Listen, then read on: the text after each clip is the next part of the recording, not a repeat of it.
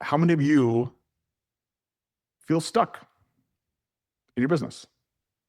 Like, no matter how hard you work, your situation just doesn't change. That was me. I worked 60-hour weeks for 3 straight years. I remember doing the math once, and I had put in 10,000 hours. And Malcolm Gladwell said that once you put in 10,000 hours, you will achieve mastery. You guys want to know what I had to show for it? $5,000 a month in revenue. Mastery.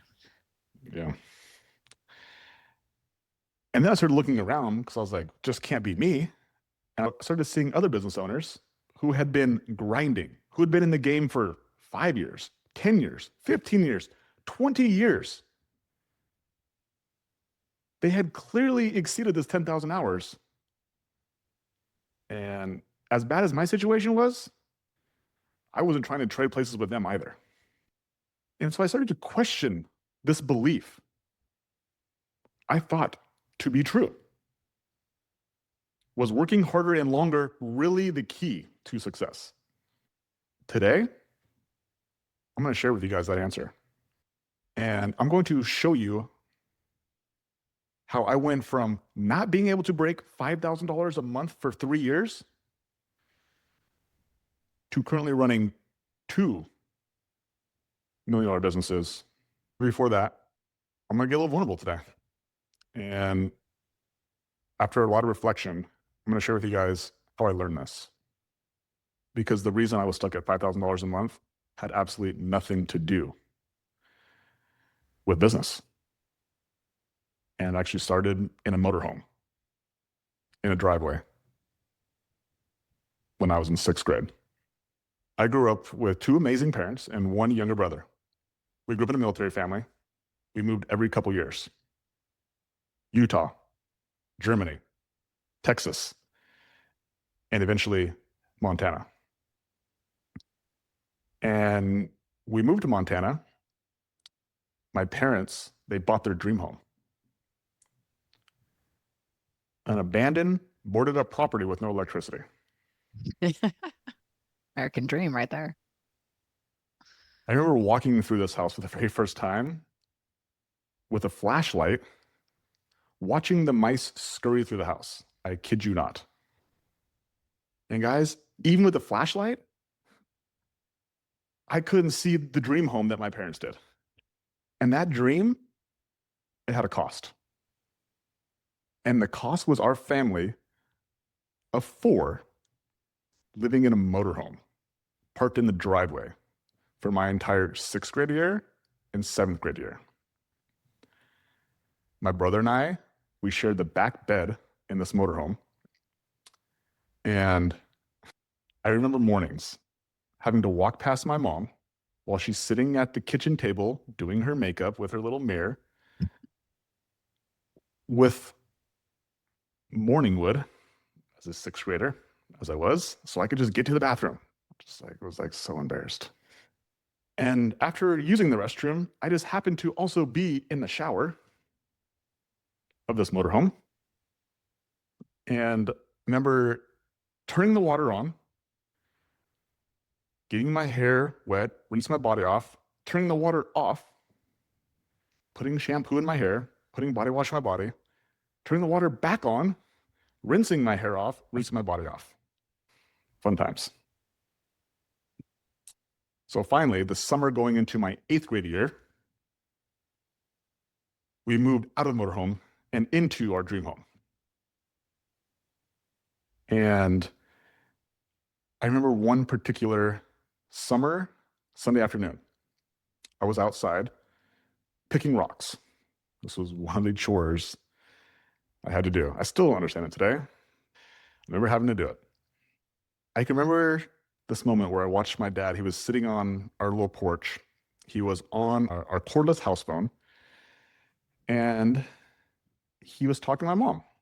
And she had been away that weekend at a conference, and she was supposed to return home that night. And she had called to inform us that she wasn't coming home. It was the first moment I knew that something was wrong with my parents. And over the next couple months, my parents told my brother and I that they were separating. I watched my dad sleep in the living room while my mom slept alone upstairs in the master bedroom. They had communicated to both my brother and I that they were working on things, and the door was left open for them to reconcile. I can remember one of the last moments I saw with my parents inside at home. They were in the kitchen. There's like the sliding glass door in the back. I remember walking in and actually seeing them hug. And for a moment, I was like, they're going to get back together again. But then as I watched them pull away and I saw them look at each other, it was goodbye. Shortly after that, my dad and I, we moved out of the dream home, leaving my mom and my brother. And we moved into a trailer house. We didn't live in that dream home for longer than 6 months, guys. And even though I had watched my parents for years get into heated arguments, I was completely caught off guard by their split. In fact, I can remember one particular fight that they had while we were living in Texas. I was either a second, third, or fourth grader. And I remember after this argument, I was concerned. So I approached my mom about it. And I will never forget her saying, it's like, Logan, even though we fight, like your dad and I will always be together forever. I still have that memory, that vision of that conversation to this day. And I was just so embarrassed at the time that I actually believed her because the evidence was there. And that embarrassment that I felt, it turned quickly into anger. My anger showed up towards my mom. I refused to talk to her. I lost respect for her. My anger showed up in sports. I got kicked out of my very first basketball game as an eighth grader. It was my last. My anger showed up at school. I got suspended from school, out of school suspension for 2 weeks. My anger showed up at home by punching holes in the wall. And these behaviors landed me in anger management. I got to speak to a therapist once a week throughout my first couple years of high school. And while the therapy didn't help, it was in my junior year that I finally discovered the solution to my anger. I signed up for advanced PE, thinking it was like kickball, capture the flag, scooter hockey, all the fun games. But on the very first day, my teacher, his name was Mr. Laba, he took us down into what we called the dungeon. Advanced PE turned out to be weight training class. And yes, our gym was quite literally a dungeon.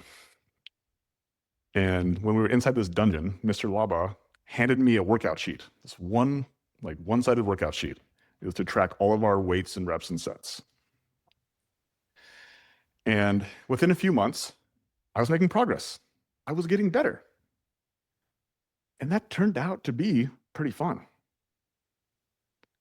And you know what, guys? I was way too tired from lifting weights to be angry. Lifting weights had saved me. About a year later, I was actually playing in my very last home basketball game. It was senior night. My mom, my grandma and grandpa, aunt and uncles all showed up to support me. And it was early in the second half. And I remember driving down the lane. I went up to shoot the ball, and I was knocked to the ground by Kyle. Kyle Judish, I think is what his last name was. And no foul was called. My anger showed back up. Yeah. And Kyle retrieved the ball, and he went racing down the court, and I got up off the ground, and I just put my head down, and I ran as fast as I could, and I closed the gap on Kyle so quickly, and I did not stop at all. And I drilled Kyle just as hard as I could. Knocked him to the ground, and then I walked over him and stared at him, and then the crowd, I think half people just gasped and what did I just see? And the other half hollered, you gonna let him get away with that? And the answer was no. The whistle was blown in the ref without hesitation. He threw me out. And I remember looking around and taking it all in, like literally with my hands up, like I didn't do anything, of course. Because I didn't, guys. Not in my head. And I remember catching eyes with my mom and just to see look on her face of embarrassment. Anger was my response to embarrassment when my mom left my dad. But after high school, my response to embarrassment changed. It went from anger to avoidance. I simply just avoided anything that could possibly disappoint me. Like I felt like my mom did. School, jobs, relationships. I just never committed 100% for the fear of being let down. And this pattern showed up in my first 3 years of business. I didn't really put myself in situations where I didn't know the answers. I didn't really try because what if I would have discovered that I couldn't actually do it? And that's why I was stuck at $5,000 a month for 3 years. I truly believe I would have never broken that pattern if it weren't for one person. And that's Katie. Katie reminded me a lot of my mom before my parents got divorced. She was caring. She was loyal. And someone I could trust. And as Katie watched me struggle those first 3 years of business, she didn't make me feel worse than I already did. She kept believing me, even when I didn't believe in myself. And when I actually met Katie, she was going through a divorce at the time. And the greatness I saw in Katie is what eventually helped me forgive my mom. And for me to stop blaming my mom, to stop using her as a reason why I was afraid to commit. And so the first step of commitment for me was just asking for help. And I started asking people for help, like Katie, like my clients, like people around me. And eventually, through enough asking, I found the person who could actually help me grow my business. Somebody who had done the thing. And that's how I went from making $5,000 a month to $50,000 a month, like literally the very next month. It's just by committing 100%. And I tell you guys that story because, guys, it took me probably a decade to looking back on it to understand that the reason why I was stuck at $5,000 a month for so long, it wasn't my market, it wasn't the competition, it wasn't the economy, it wasn't the type of business I was in, it was just me. Just me. It wasn't your mom. It wasn't my mom. I just quite literally avoided all the things I was bad at. Things like sales, things like marketing, things like hiring, because being bad felt embarrassing. And so I just stayed busy with things that I was good at. I was doing $15 an hour tasks, and I told myself I was working hard. But what I know now that I didn't know then was that when you're bad at a new skill, it doesn't last for very long. Like, quite literally, probably only lasts 20 hours at most. 20 hours of embarrassing moments, 20 hours of discomfort. It quite literally cost me years of freedom. And that decision was all based on feelings. It felt right, but it was wrong. And my life changed when I stopped making decisions based on how I felt. And I started making decisions based on math, logic. And when I started to look for logic and look for math, all of a sudden the path to grow my business, it became a lot clearer. In fact, Kitty, do you remember when we first did the math for our first home cleaning business? Yes. Do you guys mind if I share with you guys the first time that I actually got clarity on what $1 million business looked like? And I stopped acting on my feelings. I started acting on logic. You guys cool if I share that with you guys? Cool. Let's see it. Okay. So this was in July of 2022. Okay. Bozeman 5-star home cleaning. At the time, can you see it, Katie? What was it doing? Yeah. Your screen's so small on my screen, I actually can't see it, but I have a note. $34,000 a month. Yeah. $34,000 a month. And it had been stuck here for about 6 months. Okay. We had our first $30,000 a month in January of 2022. Okay. Now, like I said earlier, at this point, we had never built a $1 million business before. And so I was like, I just need an example of what this business looks like at $1 million. And so what I did, guys, is I just reverse engineered the math of what our business looked like when it was actually doing $83,000 a month. And so the tool that I used was called the $1 Million Blueprint. And this blueprint, it showed me things like what our weekly revenue would be at $1 million. Katie, what is the weekly revenue for $1 million business? 19,000. Yeah, we didn't know that back then. Oh, The number of cleaners we needed on our team, the number of hours that they worked, the number of cleans we needed to do every single week, and honestly, so much more. I was like, oh, clarity. yeah, I was like, here it is. Here it is. I think we can do this. However, I also was skeptical because in the past, and some of you guys might relate to this, but like, how many of you guys would get excited about making goals, but were really terrible at following through with them? Every year on January 1st. Yeah. And so to solve this second problem, I created the vision sheet. Okay. Now, this vision sheet, it showed me exactly how my business was performing currently, but also I put the math to get to $83,000 from the blueprint. I put that on the vision sheet. So that way I could see where we were today and what our goals were, that where we wanted to be.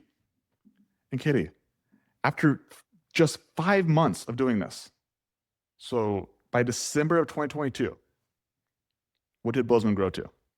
51,000. $51,000 in a month, guys. This is quite literally where Kate and I started sharing and documenting our journey of growing this business. It was right here. We were doing $50,000 a month. And you guys want to know what we did? You guys want to know what we did right after this? You guys will never guess. We just kept doing it every single week. And by July of 2023, Katie, what milestone did we hit? $100,000 a month. Yeah. We quite literally just went right past $83,000. Like we never even did $83,000 a month. We went from 70 to 100. We just went, boop. We just skipped it. And so, guys, like I have shared this $1 million blueprint and this vision sheet with the cleaning business owners inside our mentorship. Okay. And so people like Jeremy, who's on this call today, started his business from zero and he hit his first $10,000 month just last month. It's pretty exciting. Danny also started in the mentorship from zero and now is doing $31,000. He did $31,000 last month. Anna started about $10,000 in the mentorship. Now she's doing 46. Lindsay, she was doing about $20,000 a month. And last month she did $53,000. Kristen started in the mentorship doing, I think like $10, $11, $12,000 a month. And now she's doing $57,000 last month. Kellen I started at zero. And last month she got Sacramento 5-star cleaning to $57,000, almost $58,000 last month. Jacinta started in the mentorship at $36,000 a month. Last month at $87,000. Get some, Jacinta. Keziah, she's the GM of Mesa. And so we started Mesa from zero, but Keziah took over as the GM around $36,000 a month. And she has got it to almost $90,000 a month. Pretty exciting. Alexis Lamar, they started the mentorship around $30,000 a month. I think 34 exactly. And then last month they did 91,000. Jessica Lucas, one of my favorite homies. They started in the mentorship around $13,000 a month. And last month they did 98,000. Julia, also just an amazing human, started the mentorship at zero. And in less than 2 years went from zero to $113,000 a month. Alaya, she's the GM of Bozeman. And like I said earlier, we started Bozeman from zero. And last month, March, Bozeman did 131, actually did 143 in January. And then Kayla Irby started in the trip around $65,000 a month. Last month did 154,000. And so I share all those with you guys to just let you guys know that every single person used this formula. It works over and over again. It's very simple. Math the goal. Find the problem. Have the courage to fix the problem. That's the formula. Right? You guys, it took me 10 years to finally build my first $1 million business. And I wasn't putting in 10,000 hours. There's actually 3 big reasons why it took so long. And my goal of sharing these with you is so that you can do it faster. Katie, what's reason number 1 that kept me from building a $1 million business for so freaking long? I feel this one right now. You kept yourself busy with tasks that you liked doing. I find myself doing things I like as well. How many of you guys like to do things you're already good at? Yeah, for sure. 100%, guys. I'm not arguing that you don't like to do those things. It's like, I do too. It is quite literally the thing that kept me from growing into our business because my business didn't need more of what I was already good at. It needed what I was not doing. The things I was bad at. And the problem with the things that I liked doing at the time is that they were $15 an hour tasks. Some of them now are like $4 an hour tasks. And I kept myself busy doing $15 an hour tasks. And they kept me from learning the $100 an hour tasks.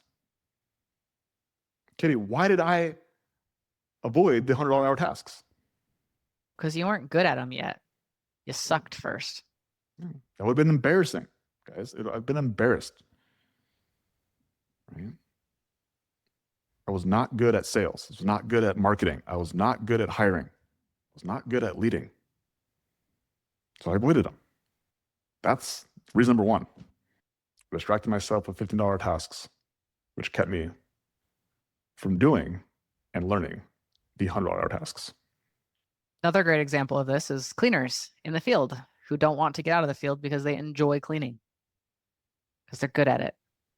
Yeah. And maybe that's some of you guys right now. You guys are good at cleaning. You guys are good. Your clients love you. This is what's required if you want to grow $1 million business. Is you must have $1 million skills. Reason number 2, Katie, that kept me from building $1 million business for a decade. Yeah, lack of committing. You did not commit 100%. There was a coaching call that I did a couple weeks ago. It was actually when Lucas, who's the one who actually does the coaching calls, he was gone this week. So I subbed in for him. And one of the business owners was asking me a question, and I just said, I'm not answering your question. I said, here's your problem. Your problem is that you are not committing 100% to this business. You still are using this business as a side hustle,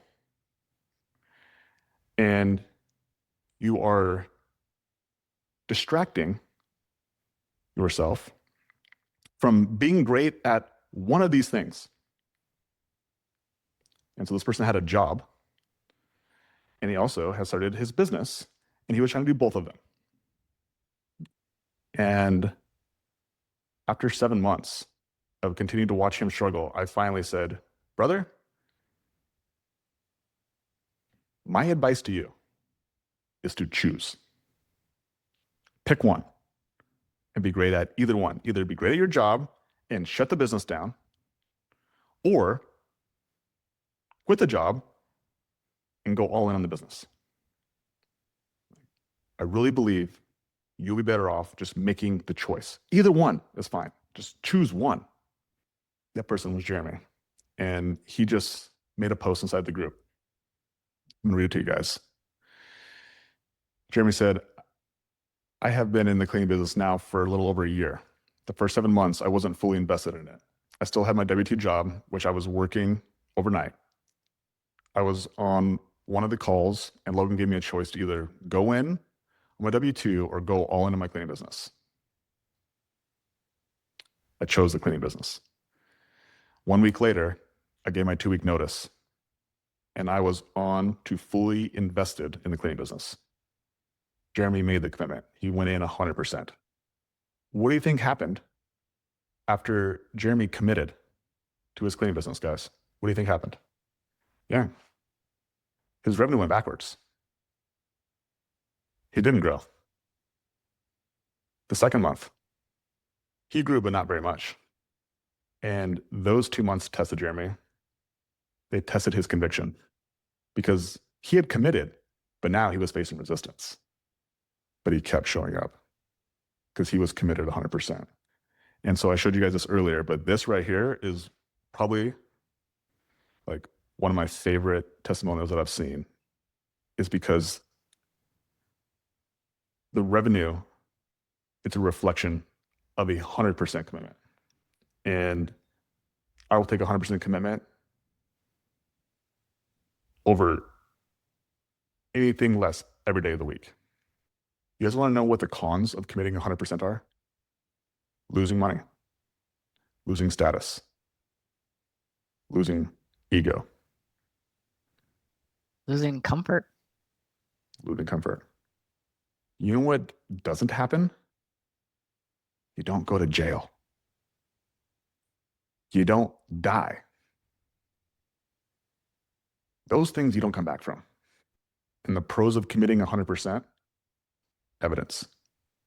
Evidence that you can. Not because you said it, but because you did it. That evidence is what creates confidence. And confidence is what creates freedom. The rewards for committing 100% far outweigh the risks. And the sooner you do it, the simpler it is, because there is no plan B. The only option is to be successful. Reason number 3, Katie, that held me back from growing into our business for so long. Yeah. You let a bad day make a permanent decision. Do you guys realize that most feelings that we have as human beings, they literally last less than a couple minutes? And maybe you guys can relate to this, but I've made so many big decisions, life-altering decisions, based on how I felt in a single moment. Kind of seems silly looking back at it. And once I started using math, actual math, not emotional math, the path to success became very clear. Very similar to how the $1 million blueprint and the vision sheet, like it made it very clear of what needed to get done in order for us to achieve the goal. And then the only decision that really need to be made is, am I going to have the courage to actually follow through with it? So guys, I want you guys to like picture a Monday morning into the future. It's going to come around again like it does every 7 days. But this Monday morning, you have a secret weapon. You have the math to $83,000 a month that you got from your blueprint.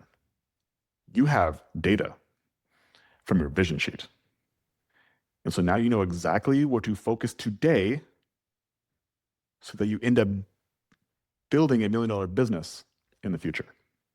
Every month in the future that you don't have $1 million business, do you understand what you're actually missing out on? Do you really understand? Katie, what are we missing out on if we don't have $1 million business? A 6-figure income. Yeah. How many of you guys have money problems? $100,000 plus. It can solve some money problems. Okay. What else are we missing out on if we don't have $1 million business? Time. Time becomes a friend of yours rather than an enemy of yours. Yeah. You can have an abundance of time rather than not enough. And then what's the third thing, Katie, that we're missing out on if we actually don't have $1 million business? This one's definitely been the most impactful on my journey, and it's meeting the version of yourself who has the skills to build $1 million business. Yeah. You guys, and those skills just aren't business skills. They're not just sales skills and marketing skills and hiring skills and leadership skills. They're courage, their personal growth, their humility, Self-control. self-control. That's the person that you want to wake up to every single day. Emotional intelligence. Yeah. You might be thinking, too busy though. I don't have time to learn new skills. I can barely keep up with what I'm already doing. Last week, my 7-year-old, Lainey, she was showing me a magic trick while we were sitting at the counter. And after she got done with her magic trick, I said, Lainey, do you know that real magic isn't really done by magicians? She kind of cocked her head. I was like, Lainey, real magic is actually done by business owners. Because what business owners do is they take ideas that they create in their head and they make them appear out here for everyone else to see. And one of those magic tricks that the successful business owners, the $1 million business owners do is they create time. They create time out of nothing. And so guys, here's the advice that I would give to my younger self. I would say, Logan, get really clear on the math to $1 million business. Create the time required to learn the skills to build $1 million business. Have the courage to put yourself in embarrassing situations. And Logan, $1 million business will pay you far more than in just dollars. But it will give you what can never be taken away, what can never be spent, what can never be lost, and that's the title of a $1 million business owner that will go with you to the grave. The only difference between where you are and where Julia and Kayla, and Jessica and Lucas, and Kristen, Kellen, Keziah, Aliyah, all those people I mentioned earlier, is that someone showed them the math. And so if you're a home cleaning business owner who wants to know the math to your $1 million business, this is why over the last couple of weeks, we've been offering these free game plan calls, is to help you get clarity on your numbers, on your goals, and exactly what it looks like for where you are in order for you to get to where you want to get to. And there's quite a few people who are on here today who've been on these game plan calls. Like, you guys, like, this is not a pitch. Like, you literally can't give us money on this call. Right?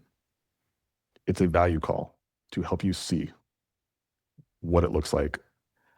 Like the first time Kate and I saw what our first business, what it would take in order for you to get to $1 million. And because we personally take these calls, like, there is not a lot of spots. And so you guys can do one of two things.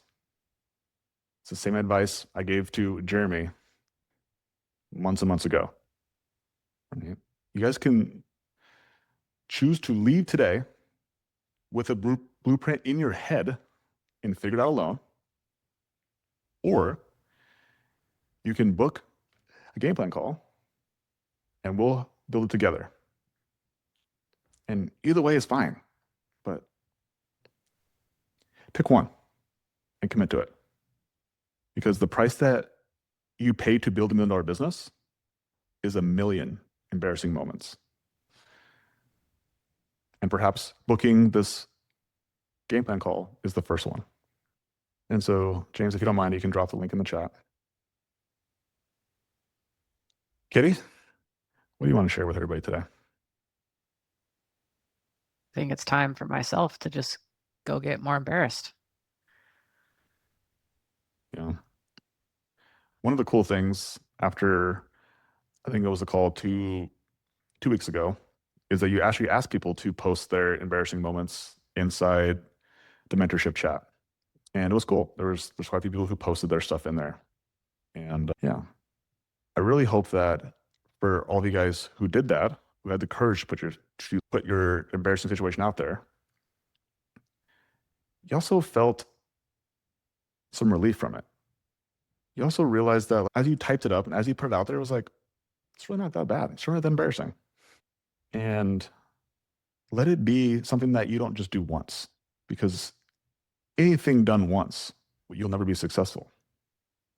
And I think that's the ultimate message that I want to deliver here today as well. It's just like, greatness is not doing anything once or for a period of time. Like, greatness is doing something consistently for a long period of time.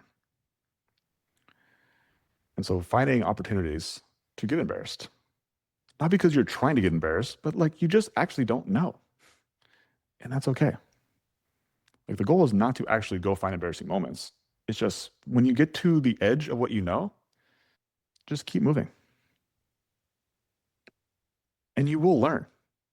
And you will be like, whoa, I didn't expect that. But instead of feeling shame for that, now I know. And as long as you have the humility to then adjust your behavior moving forward, it becomes the feedback mechanism that actually allows you to grow in a rather quick time frame.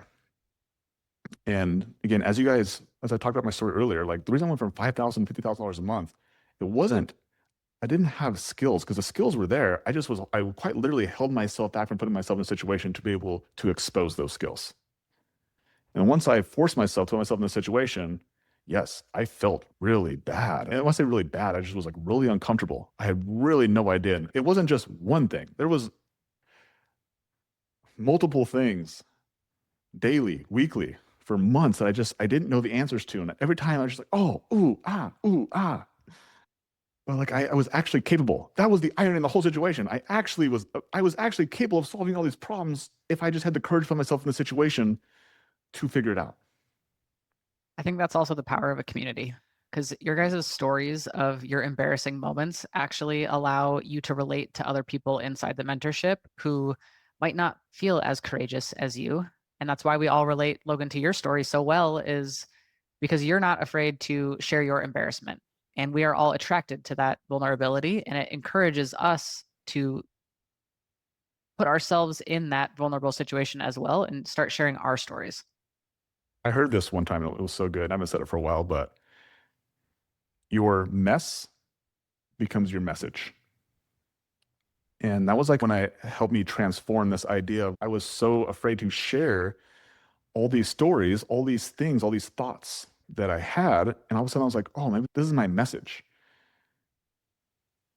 And then the most important thing I ever got from that was just like it erased this shame that I had around what I did or what I thought, the way I behaved.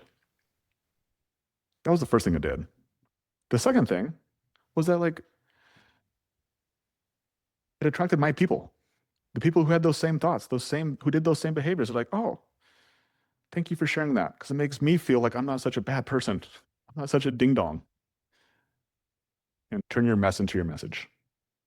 Kitty, I really do appreciate you. I wholeheartedly believe that would not be here for you for many reasons. This is just one of the thousands of BBs of the reasons why I appreciate you so much. But yeah, you're a big piece of why we're all here today.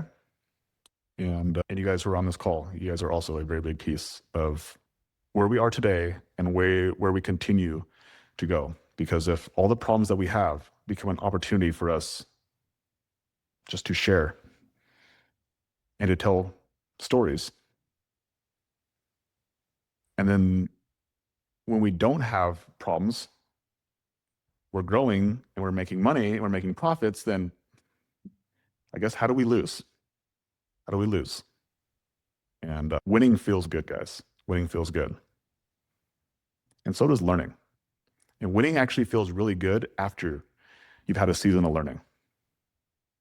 And so right now, if you're in a season of learning, like I was for 3 years, I'm telling you what, I am very grateful for winning. And I never, ever go without appreciating it because I realize, because I've been in so many seasons of not There winning. are no participation trophies in business. Yeah, They are all earned. they're all earned. And so when you have seasons of winning, be grateful for them and also expect that there's going to be seasons of learning behind it. And get excited about learning. Get excited to get feedback. Get excited to adjust behavior. Get excited to be like, oh, that's why this didn't work. And then be willing to continue to update your behavior, change your beliefs, change your actions. So then you can put yourself in another season of winning again. So appreciate you guys so much for hopping on today. Really appreciate you guys. Happy freaking Monday. Yeah, for all you guys who are inside the mentorship, yeah, we did this call last week. We actually did the $1 Million Blueprint together as a mentorship. And so if you guys missed that, there is a replay. You guys can go watch that, but make sure you guys get your blueprint set up. Make sure you guys put it on your vision sheet so you actually have clarity on exactly how to hit your goals going into Q2. And if you're not inside the mentorship, now's a great opportunity to get on a call to see where you're at and where you want to be. And yeah, love to help you out. Outside of that, we'll see you guys back again next week for another edition of Road to a Million. Good Monday, guys. Welcome to April, and let's have a good start to the month. And make sure you guys come next week with, yeah, with lots of embarrassing stories to share inside the chat. All right, guys. Have a wonderful rest of your day. Bye bye. Bye.